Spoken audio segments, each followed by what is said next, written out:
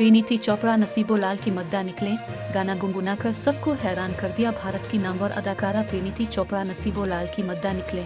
अदाकारा ने नसीबोलाल और आबिदा परवीन का गाना गुनगुनाकर सबको हैरान कर दिया। इंस्टाग्राम पर अदाकारा ने अपनी पोस्ट में लिखा कि बाज़ औकात अच्छे लम्हात अचानक रूनुमा हो जाते हैं। वो एक काम के लिए डबिंग स्टूडियो गई थी और वो खुद को अपने पसंदीदा तरीन गाने को गाने से बाज नहीं रख सकी। उन्होंने पाकिस्तानी गुलकार है आबिदा परवीन और नसीबोलाल का मशहूर गाना तो झूम गाया, जिसे को स्टूडियो ने रिलीज़ किया था। परिणीति चोपड़ा एक बासलाहियत अदाकारा होने के साथ साथ एक गुलकारा भी हैं और उन्होंने हिंदुस्तानी क्लासिकल म्यूज़िक की बाकायदा तालीम हासिल भी की है। वाज़ेह रहे कि अदाकारा बॉलीवुड की मुताद्दिद फिल्मों के लिए गाने गा चुकी हैं और फिल्म केसरी के मशहूर गाने तेरी मिट्टिया में भी उनकी आवाज़ शामिल है।